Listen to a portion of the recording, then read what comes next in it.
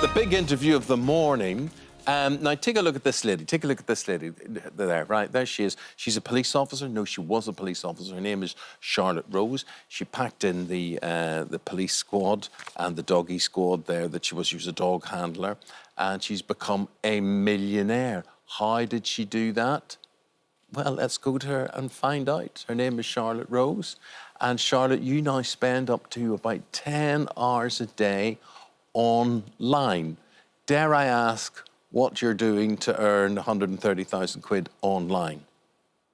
It's very different from what most people think the site is. For me, anyway, I go down a very tame route, very role play based. So most of my time is spent talking to the fans, building a relationship with them, getting to know them, knowing their names, their pets' names, Yes, what they do for work. But you talk to the fans, I presume you talk to your fans in your undies or something like that, which... No.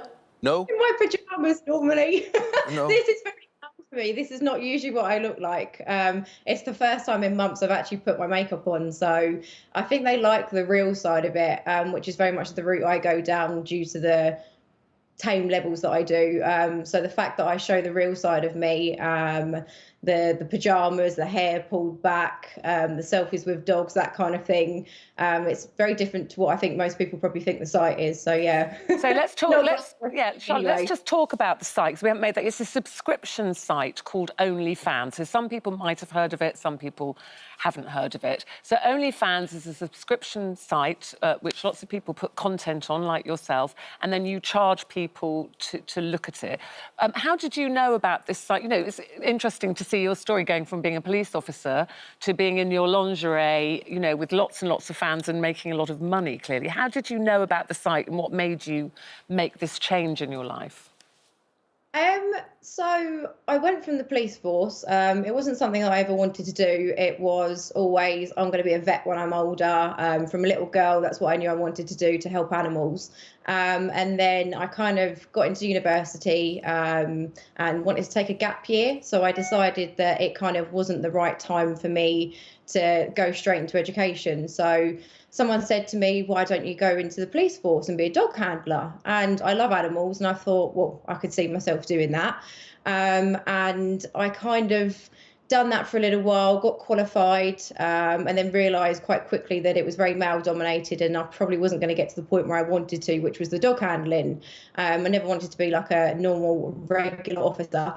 So I kind of knocked that one on the head, and I decided to stop that, got into the modelling by accident, and then was approached about a year or two after starting modelling to do the OnlyFans. So yeah, you were in on the OnlyFans site quite early on then, were you?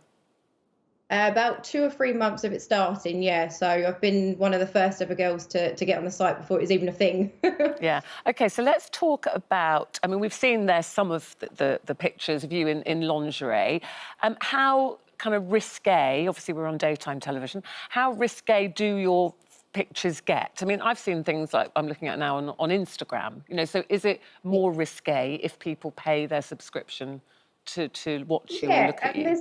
It's like a paywall, so they can pay to be a fan on my page, which is a one-time fee, and then I do optional extras like videos every few days that are obviously a bit less Instagram friendly, but still very tame in comparison to what most girls do. I'm very much on the role play based side of things. Acting, I always got told I should be an actress, so yeah, I go very much down that route, and I feel like I have to maybe work that little bit harder and smarter with that side of things, because I'm acting as such, whereas a lot of girls maybe don't do the role play side of it. It's kind of more of what you'd get elsewhere on other websites and stuff, without saying too much. And Charlotte, is this a growing industry? Is this a growing option? I mean, you had your career, it was your choice to step away, walk away from it, and you're talking to us today, and you seem very chilled, very relaxed, very proud of what you do.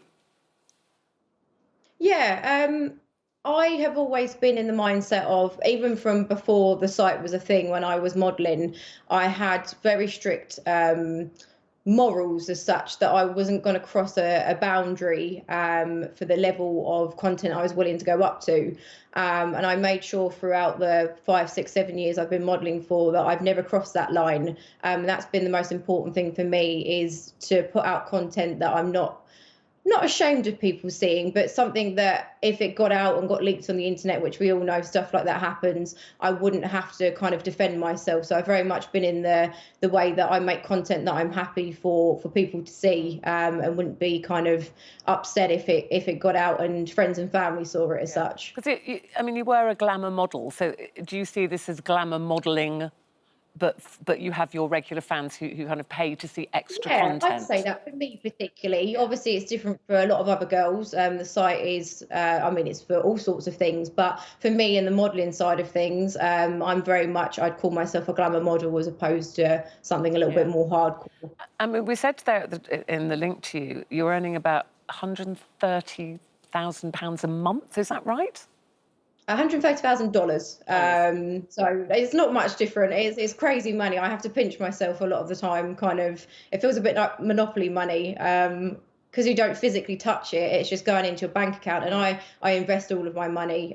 So other than, do you? In what? What do you invest it in? What are you buying with it? I've got an international supplements company, which has started up with the OnlyFans money, and also properties as well. So I've been very savvy in knowing that this won't last forever. Have you spoiled yourself? Have you bought anything to just spoil yourself for your success? I'm not really one for bags and shoes and that kind of thing. However, I always said from a little girl, I said, people never believe you when you say it, but I said, I'm going to have a purple Lamborghini by the time I'm 30. And I bought one at 26. So that was my biggest goal to ever do. And I thought, I'm earning this money. I'm only young. I could die tomorrow, so I might as well do something that I wanted to do and tick it off the bucket list. So yeah, that's the only thing I've bought that's lavish. Let me ask you this. I'm sure a lot of former colleagues may subscribe now to what you do. Does that worry you at all? Does that make you feel creepy, violated, or are you cool with that? At first, I think that's the only thing that kind of, it doesn't bother me as such, but it's a little bit weird, like, not knowing who's on the other side of it. Obviously, anyone on the internet can pretend to be whatever they want or whoever they want. So not knowing who I'm speaking to sometimes is a little bit weird, but I've kind of got used to it now. It's just normal. So yeah, it doesn't bother me too much. Well, look, $130,000 a month. You're an ex-police dog handler. What sort of market would there be for a middle-aged male television presenter, say, who might... Would there be a market out there at all for... There's a market for everyone. Is there? For everyone. Well, Charlotte, it's fascinating. We said, you know, it is a growing market as well, but you were in there right from the start, and I know you work very hard, you know, how many, 8 to 10 hours a day with your content. Thanks for telling us all about it, and enjoy your Lamborghini. Oh, I will. Thank you very much. Thank you. Thank you. Bye. So do you think, how much should I charge per picture? What are you going to show us? Well, that's a very good point. You know, so how far? Like Charlotte said, she's got her line that she will not cross. How far are you prepared to go? Are moobs acceptable? Moobs. What are you going to show us, Eamon? I'm just wondering, how much is a moob worth? Moob. A moob? Would you pay to see a moob? I wouldn't. Thank you. No, anyway.